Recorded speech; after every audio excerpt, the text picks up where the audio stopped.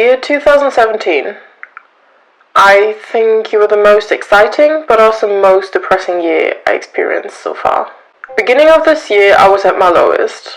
I finally found the courage to quit university, where I felt unhappy and which gave me the feeling I don't belong there.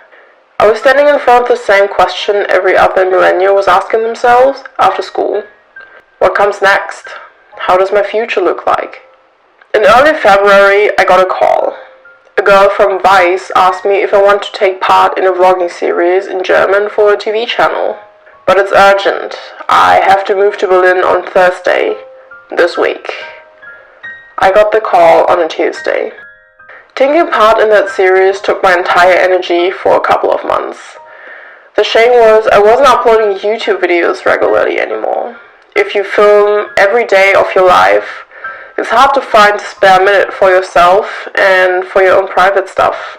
I was exhausted when the series ended in mid-June. It also wasn't the happiest time, and I realized I don't feel comfortable being in videos other people edit for me. Part of my video editing is my art and my soul I put into my videos.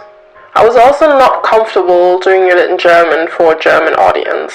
But I think everything happens for a reason, and I wouldn't say I regret taking part in this. It was a special kind of experience, and in the series I got to know my current roommate. Also, I was finally in the city I like the most in Germany. I moved to Berlin.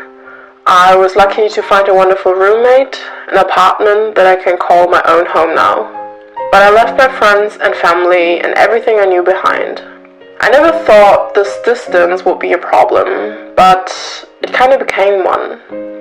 I had unnecessary fights with my best friends because of unnecessary misunderstandings, which are hard to explain if you're hundreds of kilometers away.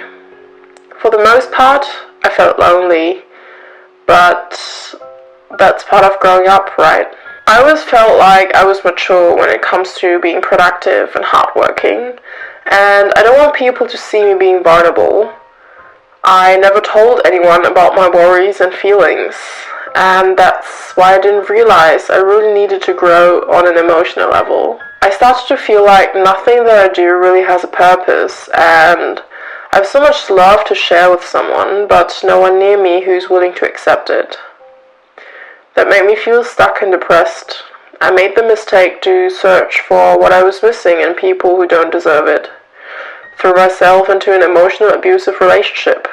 I've never been hurt this much by one person, but I was blinded by my loneliness and just kept going for way too long, which made everything worse. What really helped me was traveling. End of August this year, I went to Shanghai. This trip was so important for me. It was a trip which I took not because of any other reasons than vacation and learn more about myself. I wasn't even sure if I wanted to vlog or use any social media while I was there. I did a little bit in the end. Sometimes it's about compromise. I saw my parents after 5 months and I realized I really missed them. My relationship to my parents is warm and cold at the same time. They have always been hardworking and missed a lot of moments in my childhood. But I've learned that they did it for me, and all they wanted for me and for my sister is to have a life with no worries. I finally said to them, thank you for being there for me. After a couple of days, my parents left to visit my grandparents and I didn't join them. So I was alone in Shanghai for about 1.5 weeks, alone in this giant city. But that's probably the moment I've learned the most important lesson. I am not lonely.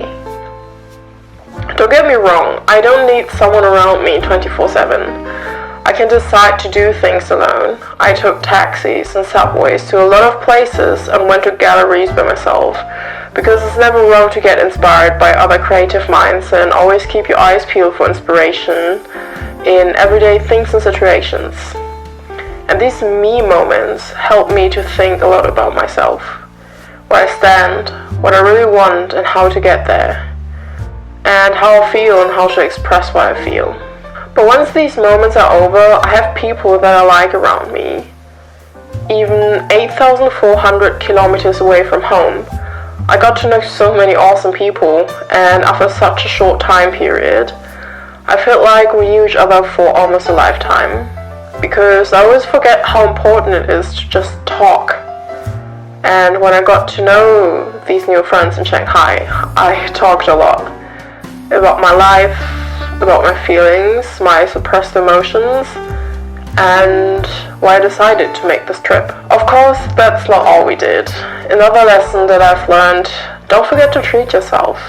It's totally okay to chill at home and order food, but when you feel like doing things, go out and have fun. When it was time to go home, I felt sad. I wish I could have stayed longer, but I also felt released, because things that wouldn't make sense to me started to get clearer, like this little glass of ice water. I finally knew how to let go of things and people that were holding me back, and also how important it is to stay connected with people that really matter to me, and no matter what distance. I invested the rest of this year catching up with people who matter to me, having conversations I never had before, and which I should have had way earlier. I know I'm not there yet, but I already made a lot of plans for 2018. For me, and also for this channel. I'm slowly becoming the old, productive and happy me again. Or maybe just the new me. Dear 2017, thank you for changing my life. With love, Kicki.